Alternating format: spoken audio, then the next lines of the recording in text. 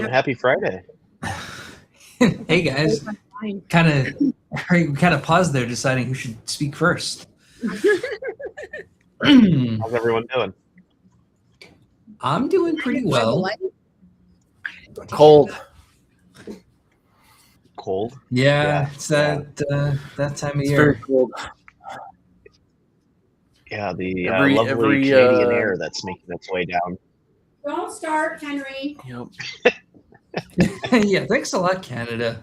We sent some chips down with you. Yeah, I would take some all-dressed chips right now. Me too. That sounds pretty good. If you're mean to Canada, we don't send all dressed chips. We don't bring them. We don't make room in our carry-on for them. So just keep it in mind. I want to make one thing clear. This happens at least once a year. It's the polar vortex. It comes up from above Canada. It goes through Canada and then down into the United States.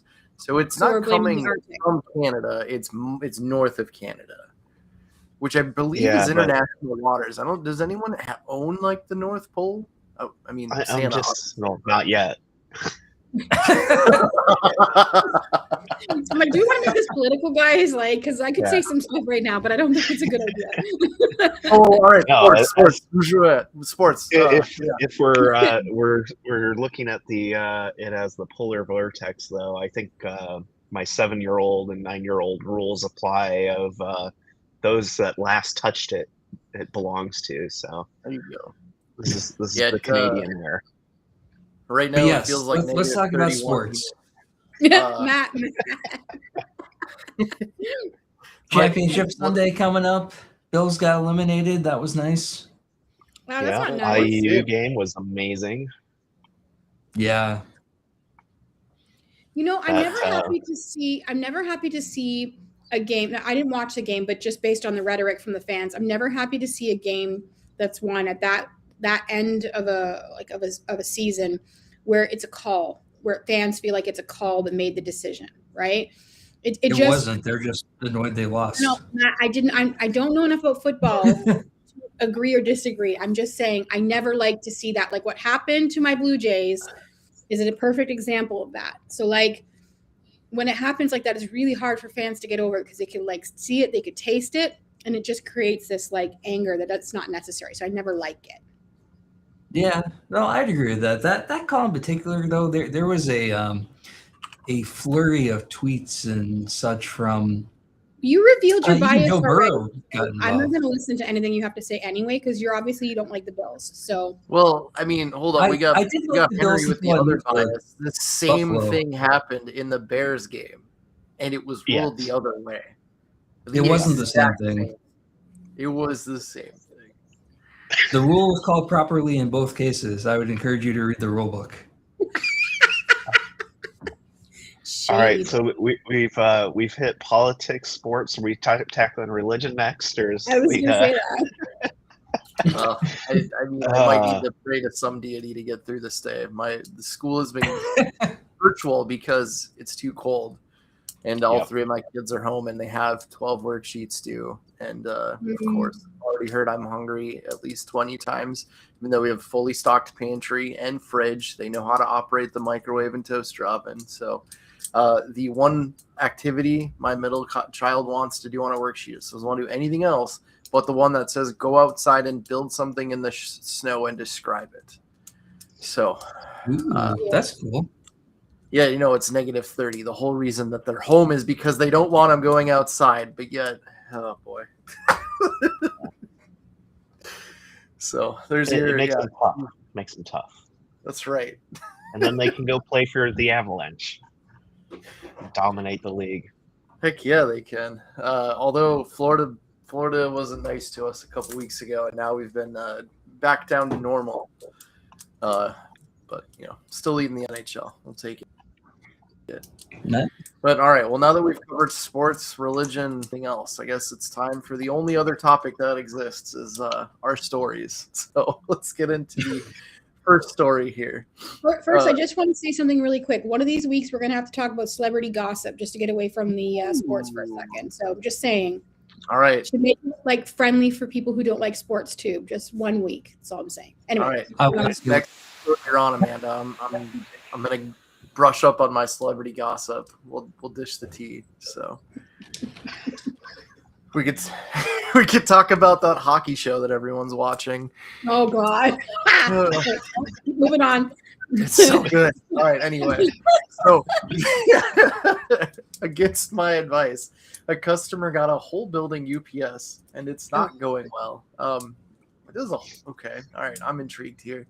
New construction of a small town police department headquarters building. It's been 2.5 years since a shovel went into the ground, and it's been one debacle after another. The initial meeting was 3 years ago, where I sat with police chief and his captain, their radio vendor, and a few other vendors who were part of the project. The architect refused to come because he didn't want to drive 2 hours, so we reviewed the blueprints as a team, sent the architect a list of changes we thought were appropriate. First big red flag is the architect. They wanted a security camera and had a 110-volt power outlet because he apparently never heard of PoE. All of those outlets should be scrapped. The specs show a large whole building UPS. It has a generator that it'll kick in within 3 to 5 seconds. We plan to put UPS on the servers and network equipment. Radio guys have UPSs for their equipment. The whole building UPS was a waste of money, a single point of failure, and an ongoing maintenance expense. He was told to remove it. Then he visited the site. I see the whole building UPS in the plan. So they apparently said, all right, cool, we're staying there. And then it was purchased 18 months ago. It was sitting on powered, and all of the batteries would need to be replaced. So he went there, the sticker's still on it, and it wasn't connected to a power over a year. So now all the batteries need to be replaced to a tune of $20,000. So seems like more of a rant, but boy, that's quite the. I feel like there's something unsaid, like animosity between this gentleman and the architect. Like, I don't know if you cut him off for a parking spot or what. What was his question in the end, though? He had a question, I thought. Yeah, that's a good point. What is the actual question he's asking the community with this thread? And it's unclear who is supposed to pay for that $20,000 battery replacement. He said his boss is trying to work it out. So I suppose that's the question. I mean, right? It's just like, what is the who's paying for the battery say? Replacement? Okay. Yeah. Yeah. I mean, honestly, I would leave this client, to be honest with you. Like, if this was a breakup situation, this is a level of control that this architect has where there's not there's a missing piece of communication. I do have questions about how much they actually communicated to the client themselves versus just the architect. There's a strong need when you're doing any kind of project management to be able to communicate clearly both to the customer and to the architects. I'm wondering if they were in a meeting and just communicating with the architect saying, this is what we think as the expert, and the client wasn't involved in that conversation. Because that's a red flag to me personally.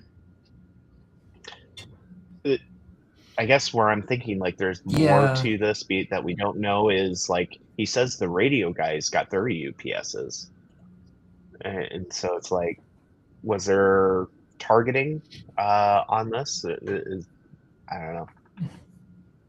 I kind of agree with your initial assessment, Henry. To me, this just feels like a vent out into the ether. I don't know that we have enough information on the specifics to really give any kind of meaningful advice other than this whole situation is messed up. That's kind of all we know. Yeah. I feel like it's funny because if you keep reading through the rest of the comments, there's some people that talk about how this is definitely a municipality, fire companies, and emergency services, the way that they silo things, that's how it works. And I think if you're working in those sectors, a rant like this should be a lesson about what you kind of need to look out for, right? I think anything on Reddit can be asking for help, but also almost like a cautionary tale, so that, you maybe don't make the same mistake. And that's my advice really when I read this is you need to be communicating to both parties and dig your feet in when somebody is, just doing whatever they want. About what's going to happen. The louder you are, the less that you could be on the hook, because it's definitely not going to be the MSP that's paying for this. There's no way. No, yeah. A good point in the comments here is, where's the general contractor and all of this? well, maybe there is one. And somebody else was saying like maybe this is actually like the architect or whoever was doing it just had like an Eaton on hand, like that they needed to get rid of, and it just wanted to get like charged for it. And this is exactly what an MSP is supposed to avoid, right? Like that being taken advantage of in that way, and call it out. So like I'm really curious about that. I almost want to do a rebuttal, you know. Yeah. I think maybe a takeaway or a lesson here is just as a reminder, being an expert on servers doesn't make you an expert in power. There's a lot more to it than adding up how many watts your equipment takes. Like there are people who do nothing but work with data center grade UPSs like for their entire career, right? There's more to it than just matching the spec sheet to how many watts you think you need. So maybe there's a reminder there for consulting pros before getting into this kind of thing. But again, I don't feel like we have enough info to really give any meaningful feedback on this.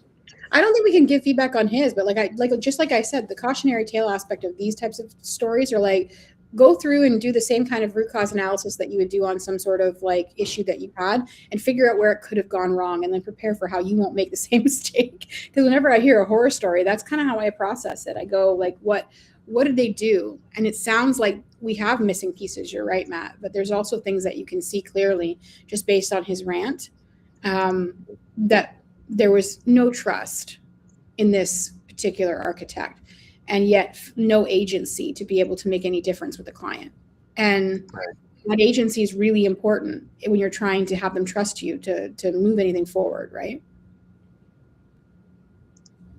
Did we get through a story quickly, though? I think we did. Yeah, it doesn't feel like there's a lot to discuss on this one. Yeah. So let's go ahead and go to our next story. Then maybe we can spend more time on it. Our next story here, using AI during a client meeting. Just had to share. Had a meeting recently with a client regarding rolling out MDM on a handful of devices. Time frame was tomorrow. I said not possible. The client pulled out his phone and asked ChatGPT how long it takes to implement MDM. I said, I'm happy to leave and let you and ChatGPT roll it out without us. That is not where I thought the story was going. I thought there was going to be like something with transcription, some like privacy laws, like trust, but I wasn't expecting him. Boy, that is, man. Well, they're both wrong. I don't know that I'd talk to a client like that.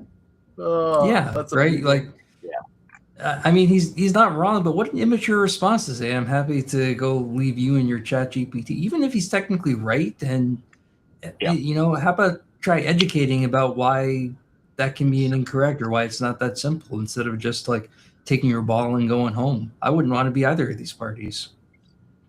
But it is the illusion that AI creates, though, right? That things are easy and that it'll just come together. But like, that is a to your point, Matt, an amazing time to educate of where the holes are, right? Sorry, Henry, I think I cut you off there. Oh, no, I was just going to say it'd be a good opportunity to have the client ask ChatGPT, you know, scenarios where it could take longer, or, you know, to put it more in perspective for them, that it's not just a quick and simple. So in the case of this, the MDM, you know, if the users are all remote and you don't have easy access to the tenant, or I don't know what the scenario is here, but like obviously there are going to be instances where they just don't, you're not able to do it in the ideal speed that ChatGPT. The other thing I think is interesting is like, obviously these types of things are going to happen more commonly as people become more reliant on AI. But you can pretty easily poison data in AI, especially if it's going out and searching the web. So at what point are we going to start seeing people manipulating results on things like this? Well, it's already happening. Good point. Right. Yeah. Like you could see the conversation across marketing and advertising about how to utilize it. So if marketing and advertising as a systematized process is considering that already, then you know that criminals are using it. You know that's already happening, because the very first people to cut, like with any kind of cutting edge technology, is always a criminal organization. I think the other thing with this story is like, what happened with this relationship that they're at that point? Yeah. There's something fundamentally broken here if your client doesn't even trust you on something as basic as a time estimate for a task that they don't know how to do. Obviously we don't have enough info to really get into how it got that way, but if you're the person posting this or running into this with the client, like, figure out why they don't trust you, because they obviously don't. Mm-hmm. Well, Do you think though, for a second, like, just let's ponder for a second. Do you think that it's always just trust though? Because here's the thing: is mistrust comes from many different places, right? And sometimes it isn't actually a breakdown of the relationship. Sometimes it's actually from education. Education can be both the best thing that could ever happen or the worst thing, because you give people a little bit of knowledge and they think they know. It's like that person who sits at one of our clients and does a little bit of something and thinks that they can now tell us how to troubleshoot everything. It's not that they don't trust us. They know enough to know that there's more, but they don't know enough to know what they don't know. And so, like, having that expertise of going, wait a second, I need to acknowledge that this person is smart. Because a lot of times when we're in these scenarios, we treat clients like, you have to defer to me and I know everything. But actually, in the moment, what they need is for you to acknowledge that they're smart enough to be able to research some of these things, and that what they're missing is this. Do you see what I'm saying, where the difference is? Like, there is a difference in this. It's not necessarily a breakdown in trust. It's a failure to acknowledge their own intelligence about something. I would see that if it came. I mean, we just have the way the person posted it, but he posted it as if it was an argumentative thing and not a suggestion or a tip. But if your response to, I think this is going to take 10 hours, is an overt, no, this is going to take 15 hours, you're wrong, that's not a helpful suggestion. That's just mistrust. Now, if it's, hey, I think based on our circumstances, let's talk about why we think it might take this amount of time, or did you take this into account? That, I think, is what you're describing, Amanda. But if it's just combative, then I don't think that's helpful. I think that's straight up somebody mistrust. coming to Reddit though. Like, how can we know that what the way that they're presenting it is how it went down? Do you think he really said that way to his client? Like, I think we posture for social media. I'd be curious, right? Like that's well, no, that's, I think we don't know. I think you're just giving them the benefit of the doubt, and I'm giving the other benefit of the doubt. Well, the other thing too is, like, take AI out of it. We haven't, like, we've all dealt with this before. It was just in the form of, well, my nephew that knows computers says this, or this person's husband works in IT and said this. And I mean, we've experienced that. Like, we with the recent update that changed the File Explorer preview.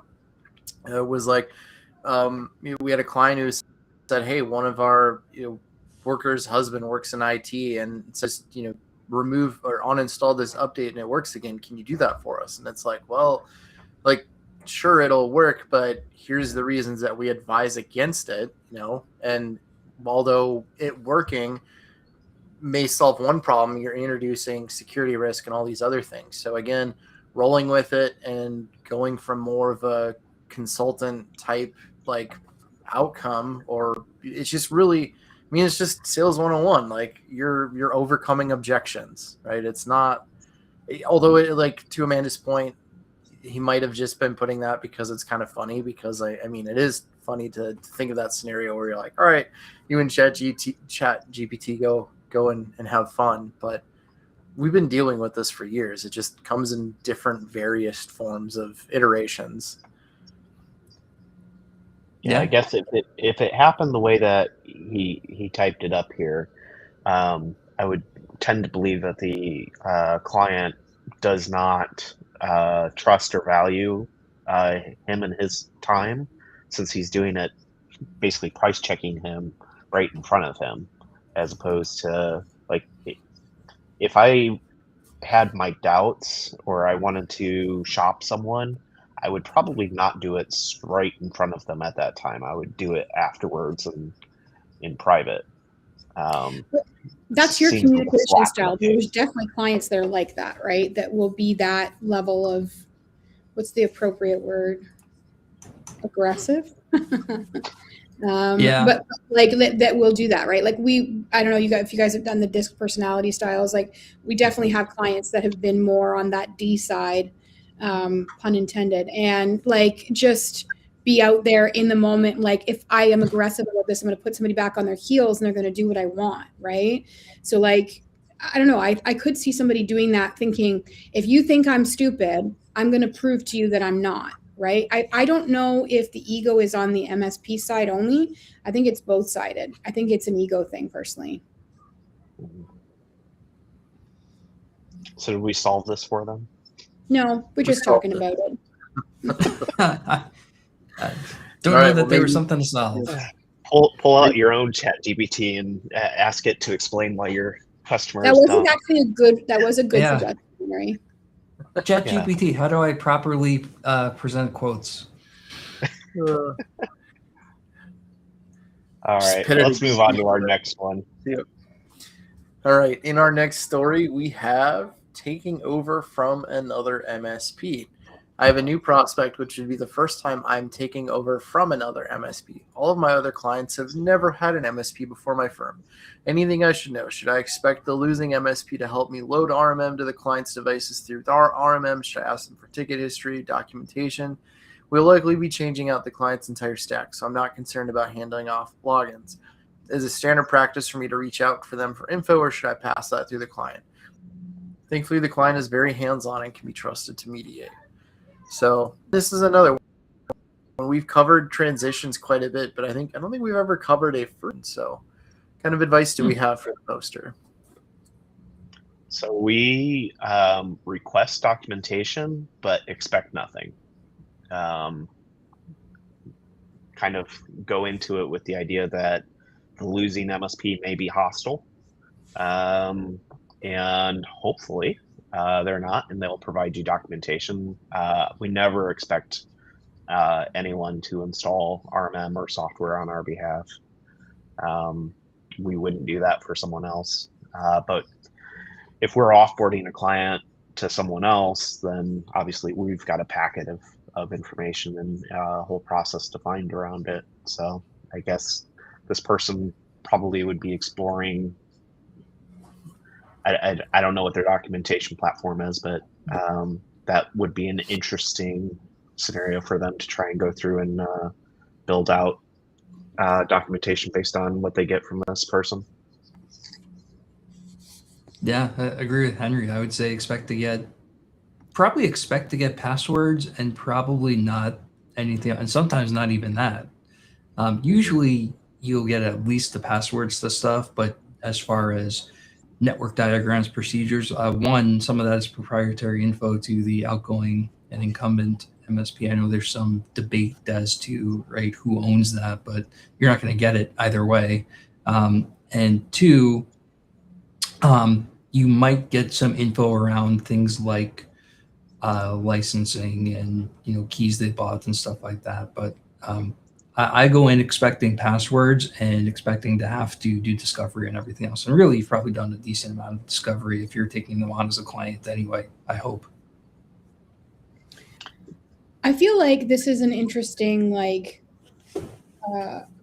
discussion, in the sense that everything has been really about the tool set and what you can expect. But maybe since this person is new to this, what's the horror story? Because I know for us, we've had some really hostile takeovers from different MSPs. So you kind of have to be ready, which to Henry's point of expect nothing.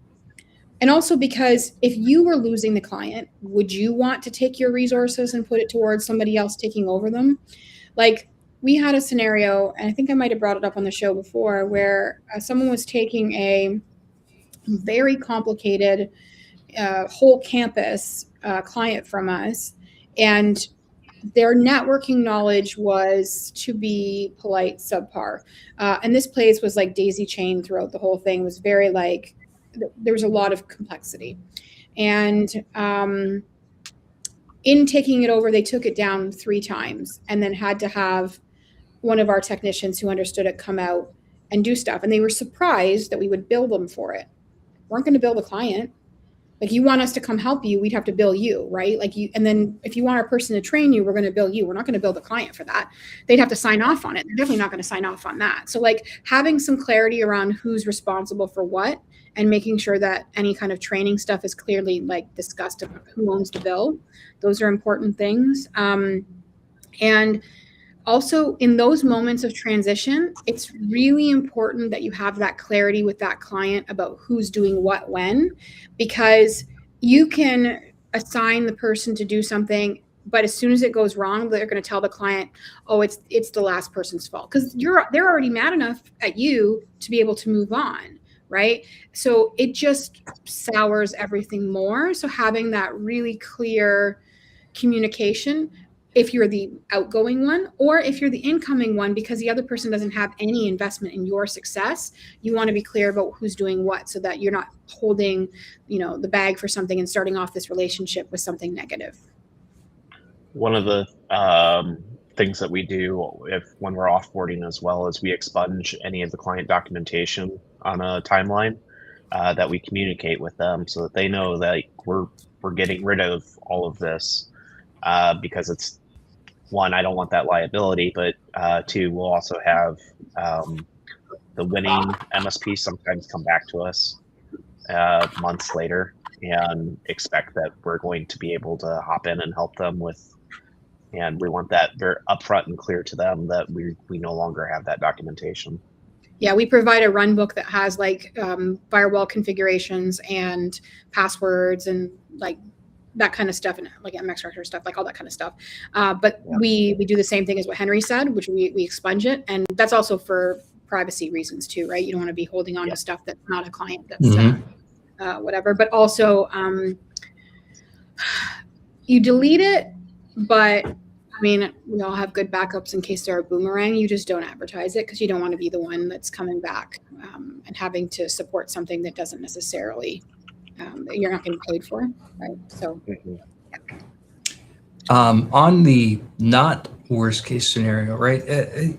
Usually these don't go as badly as we're saying the worst case scenario is, and the reason is, in any major city or metro area, there's only so many MSPs, and you all occasionally will lose clients to each other, and it kind of tends to come around because the client, the MSP you're losing one to, is going to be doing a transition the other way next year or 6 months from now. And so on the expectation side, a lot of them will be, it's certainly not friendly. Nobody likes losing a client, but they'll do things like, let's coordinate when you're switching your EDR product or your backup so that the client doesn't run into a situation where they don't have anything, or they won't do things like rip out the MSP managed edge device, right? The firewall on a specific date. They'll coordinate with you so that you can not leave them high and dry with no internet connectivity, stuff like that. It's usually not the nightmare scenario we're talking about here. Those are really the edge cases. Usually it's pretty smooth. And the big reason is it's a small world, right? And you don't want that to be remembered when the client's going the other direction. Mm-hmm. All right, Josh, you're going to correct us all. Tell us, set everything on fire. Oh, yeah, absolutely. Burn all the bridges, like kick over everything, go, reptar down the city. No, I think having... Wow. Rugrats reference. Wow. Sorry. Wow. I was just talking about Rugrats last night with friends, and that's like really crazy that came up today. Sorry for detracting. Go ahead with your thought. You're welcome. But no, I think it's one of those where, obviously this person is either a smaller or growing MSP. And as you increase your operational maturity, this is just something, it's again, a standard process that you have to document. So like for us, we run it a project. We have basically what we call 10 things document that we provide to the client. These are, things that we're requesting. And if, the client doesn't have them, then they would request it from their outgoing MSP. We get as much information as we can, but obviously we're doing our own discovery. We're deploying our own tools, things like that.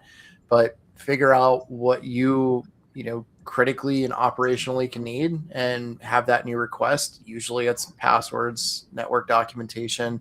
If they have ticket history, great. But again, if they don't have anything, then you'll have to just be able to pivot and do password resets and but I would say that, like, to Matt's point, the vast majority of them, they're not worst case scenario. Like, it's pretty easy transition out. We all have stories. I mean, I'm sure all four of us have insane stories of just terrible handoffs, but those are the minority. Not, most of them don't go that way, but standardized process or projects and, go about it. And again, since this is your first onboard, do the same thing here, your offboard.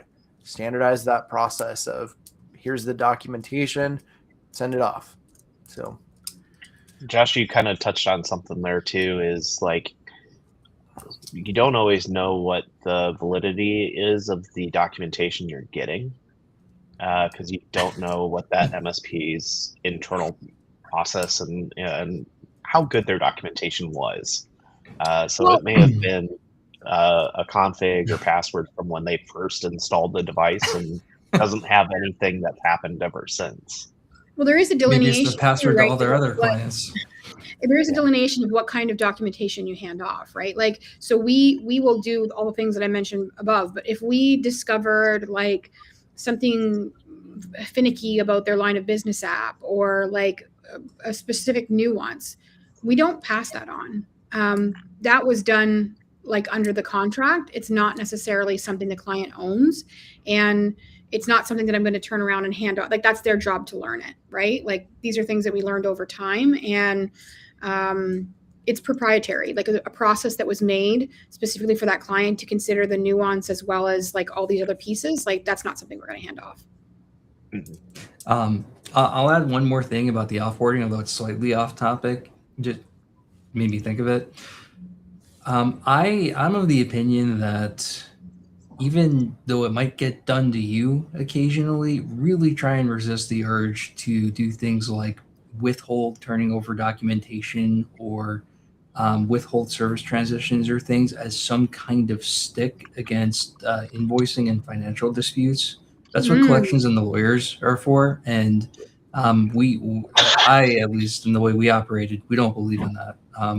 If a client owes us money, it goes through legal and goes through collections. I am not of the you're not getting the password to your own equipment until you pay this invoice. We actually had that for the first time this past year, where there was a MSP that did it, and I felt much the same as you.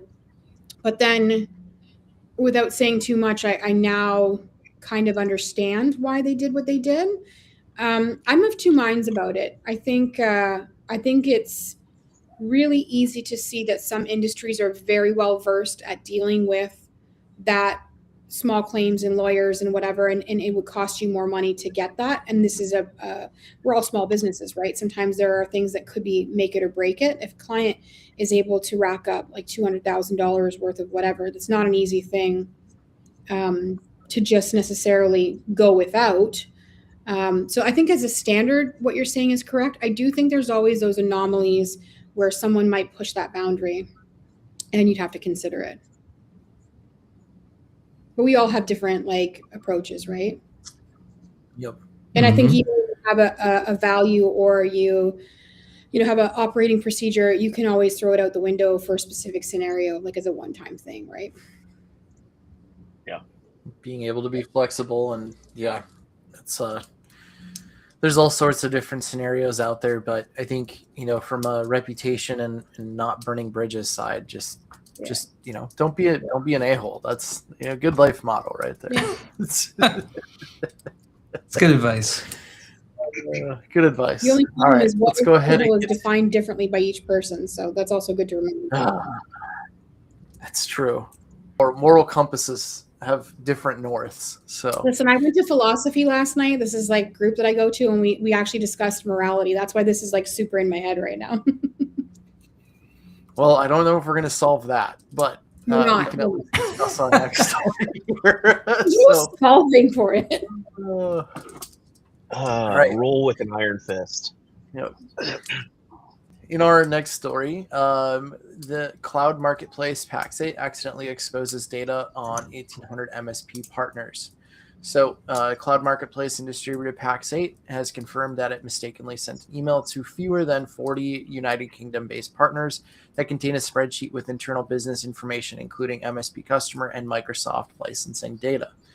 The CSV or the email entitled "Potential Business Premium Upgrade Tactic to Save Money" was sent on January 13th by an EMEA-based strategic account manager, included a CSV attachment. According to Pax8, the file contained internal pricing and Microsoft program for information affecting approximately 1,800 partners, primarily in the UK, with one in Canada, and was accidentally distributed again to the 40 UK-based recipients. Artifacts shared with Bleeping Computer here directly by multiple recipient leak spreadsheet contained a field such as partner name and ID, customer name and ID, vendor name, product name, gross and net booking, currency total, quantity, territory, account owner, provision date, canceled book date, postal code, transaction type, and commitment term end date. Shortly after the email was sent, the sender attempted to recall the message and later followed up with another email asking recipients to delete the original message and attachments, acknowledging that it had been sent in error. Additionally, there was a response from Pax8, and they reached out to those exactly showing what they did and what they need to you. So there was a lot of chatter online about this. Amanda, what are your thoughts on this? We'll start with you. Well, I think you're picking on me because I'm the one who said we should talk about it. And the reason why is not because like I want to shit on a vendor. I actually want to point out that like what happened here could very easily happen to anyone at any organization. You know, every MSP kind of like preaches to all of our clients that humans are the weakest link in the entire equation. And in this case here, this was a human error. Like it's just literally something that could happen. And I'm not saying that that means that they shouldn't have any culpability or responsibility or whatever. Like, you know, it's out there, they're being transparent about it. But I think it's a lesson for all of us to learn that there's no point in being sanctimonious or, you know, sitting on a high horse. There is a point of learning from it and trying to use it as an example to hopefully stop something in the future. Hopefully, you know, like for people to be more conscious before they send something. And if we were in the same position and we want clients to have grace with us, we need to demonstrate grace in the moment, right? Like we need to meet the moment with that grace because it could happen to anybody. This is like every time there's a breach or something and people get super angry about it, it's like, but it could happen to anybody. Like you want to try and teach people to be better, and there's definitely learning lessons in it, but it could happen to anybody. Another thing too, you know, to go on with it is like I'm not saying, oh, it's okay to make the mistake. Like obviously a bad thing happened that shouldn't have happened. But again, to Amanda's point, lessons learned, we can learn from it. How can we protect it? But on the other side, in the scheme of things that have been released, like it wasn't as bad as the justification to a lot of the vilification that I saw online in various different, the types of response that I saw, like, I'm sorry, but I don't believe that what the information was released justified the response that was given. Again, not saying it was good and it shouldn't have, but also to me, I think it was blown a little bit out of proportion. It's the internet. That's what we do. That's true. I mean, am I alone in thinking that? Am I off base here? Take it back. No, you're not alone in thinking that. In fact, one of my comments to someone was, I saw more people talking about how this isn't that significant of a security risk than I saw like people saying it was a security risk. Like it's crazy. There's this need we have to like shout our opinions from the rooftops and sensationalize everything, and the internet and social media has done that to us. This is a pretty standard operational failure, and to echo everyone's point, not a good thing. It's not a Equifax breach either, right? There's a lot of in between on those, and stuff that was released. I found the responses kind of interesting. Like 365 is priced pretty standard. It's not really a trade secret. Like maybe your margins are different, or you're a better negotiator or something.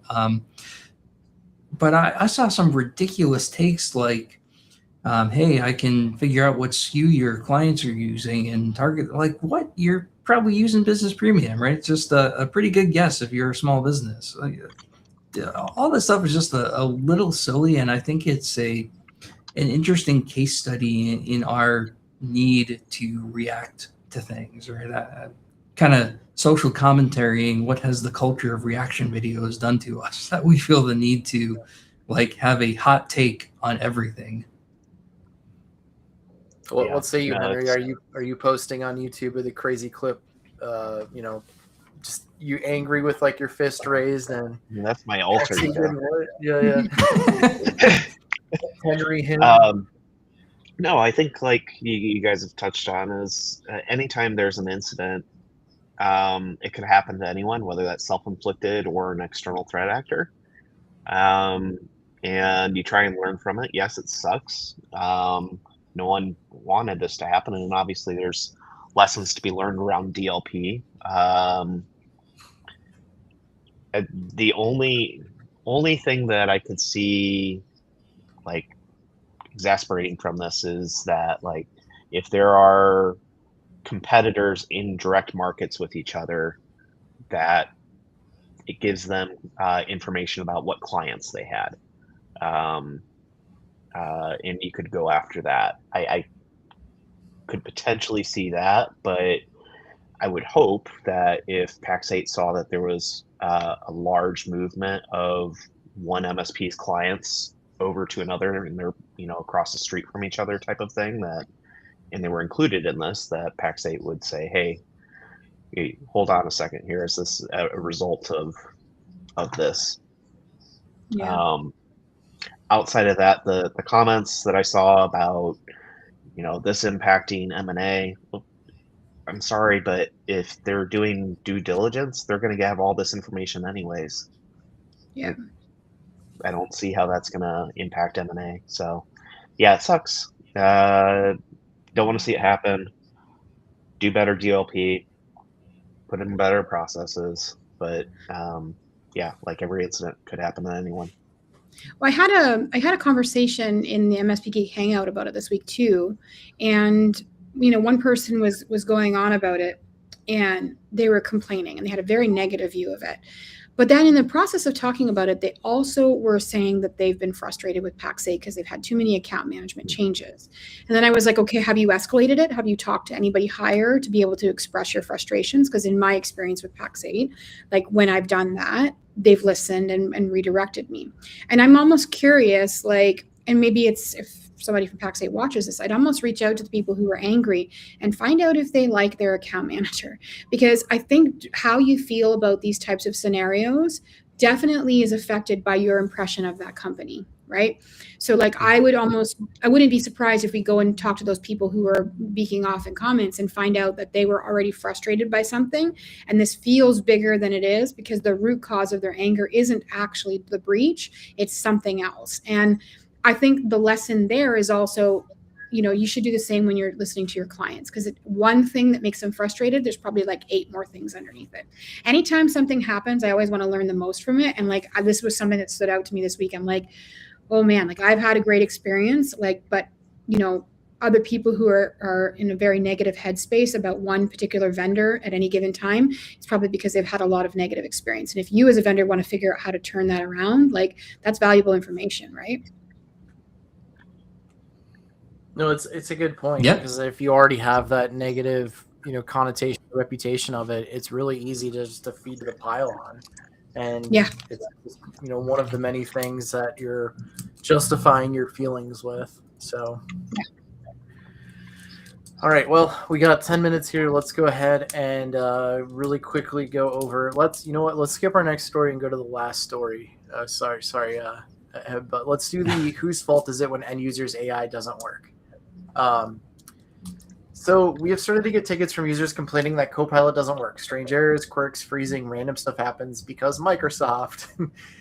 Some have started to say AI is essential for their day-to-day work, almost akin to their PDF editor, Office Suite, etc. But what are you supposed to do? Can we troubleshoot AI not working? Like, whose fault is it? So I thought that was an interesting one, because I'm not on our service desk. So I don't think we've gotten these tickets yet, but how would you handle that if somebody, messaged in saying that their Copilot is giving them wrong information or is not working the way that it should be?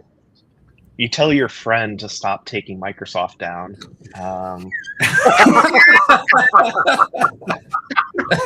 Oh, damn. Shade. Whoa, No, this was posted last week, Henry, much before. Okay. Um, No, I think we Go would ahead. treat it like an infrastructure type of scenario, unless it was a very specific error message within the usage of AI where it's not, it's an issue with it getting access to particular data or expected outcomes.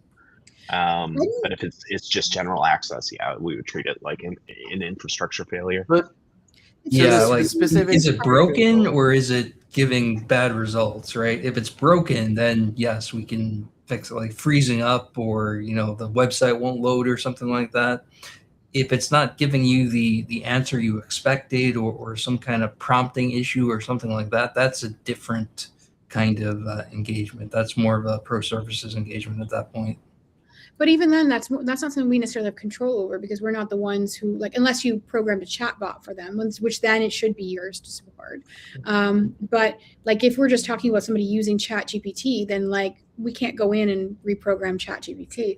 But we do need to, and this is a soapbox that I will stand on forever, as we build out things, agentic AI, whatever terminology you want to use, as we built out solutions for our clients, we need to be considering the life cycle of these things the same way as a software company will assess and roll things out and do maintenance and all the regular things that you would do in a software development life cycle. Because if somebody becomes reliant on it, then that's part of their business. The same way that we would expect a SaaS vendor to do those things, we have to consider ourselves the same way, or you can't be charging monthly for it. You can't be charging for it the same way. And it has a support cost. So you need to have that kind of built in and built out before you start rolling that out crazily to clients. So I would go ahead, Josh. You're providing, so the client gets Copilot license for you, $30 per user per month, whatever it is, right? And they upload, file into Copilot and say summarize it, whatever. But Copilot feeds them wrong information. They've tried it 3 different times, the wrong information. They submit a ticket. How are you handling that ticket? You can talk to them about prompting, but I'm not worried about that one. That's literally a Copilot issue. I'd probably tell them the Copilot's shit, but I didn't say that. Let me rephrase. Copilot's not the correct. It's not the correct use of Copilot. How's that? It's not mature enough for that yet. But what I would say, I don't think this person is conceptualizing this the right way, in my opinion. I think they can tell it's going to become a problem, but I don't think they realize how big of a problem it could become. Because telling someone that, that's not how an AI works, or this is not going to return the results that they want, it's not sophisticated enough to do what they want yet, that's an easy conversation, right? But building things out, you start building Power Automate flows that take certain information and you know what I mean? You introduce some form of automation into it, which is what clients are going to want, then that needs to be supportable, that needs to be answerable. Mm-hmm. Matt, So, or you got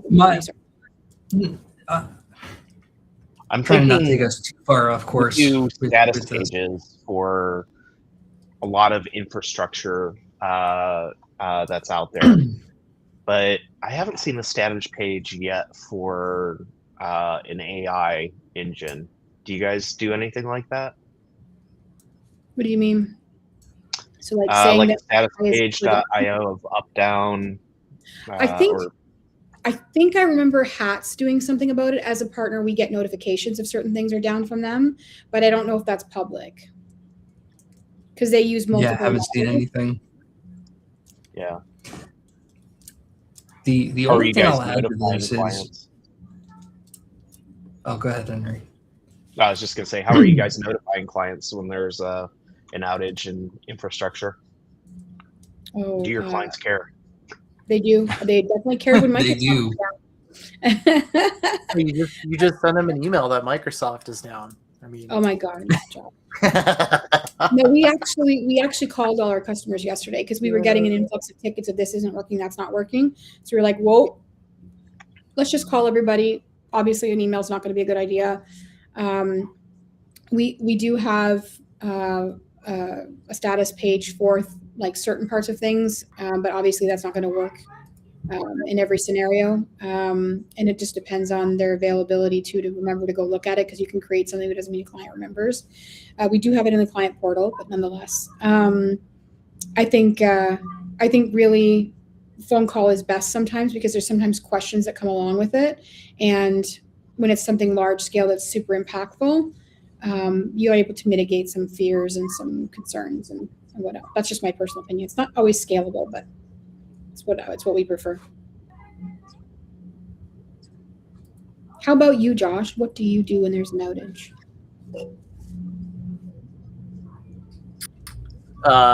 There are multiple the age-old answer is it depends, but we have a channel we post in for service interruptions, let the team know, and then we have various different communication methods depending on the outage that we were able to relay to that. So phone statuses, outreach, email, bulletin. I mean, completely out of band. We have an out of band communication where we're able to text POCs through what's supposed to be used for an SMS marketing, but we use it as an emergency text notification. It's an SMS marketing service, but we've repurposed it for incident response, out of band communication, and then also we have an entire separate just website that we can spin up with just a status page where we can upload things. So we have a whole variety of different things depending on the severity and type of outage.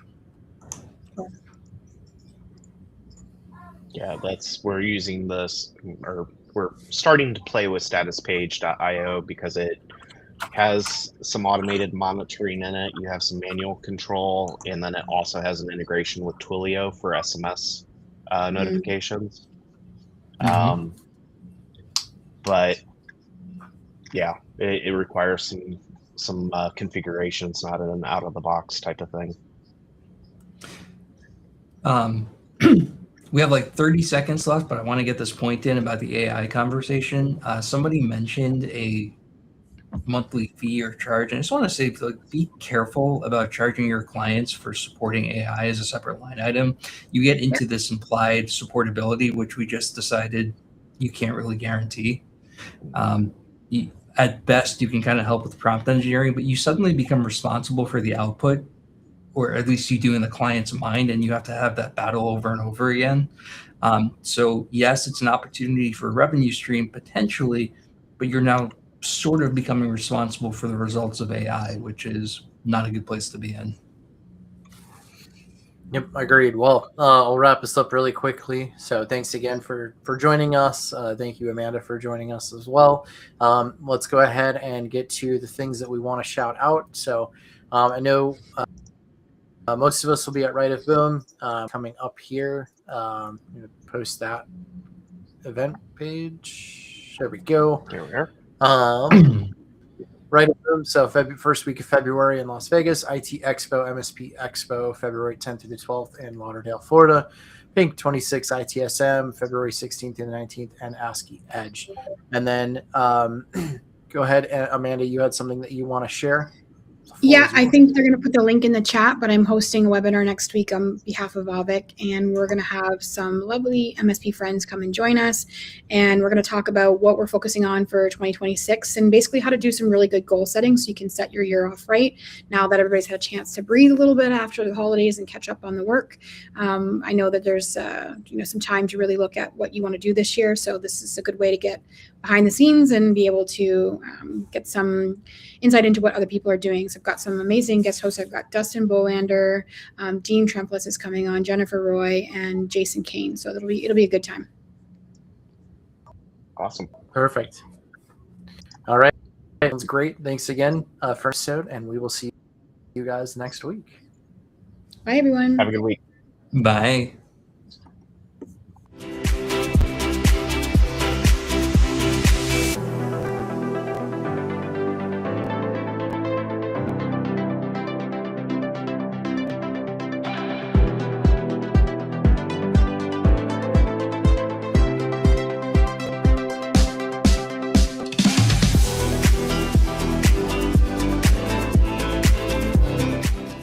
has been a broadcast of the MSP Media Network.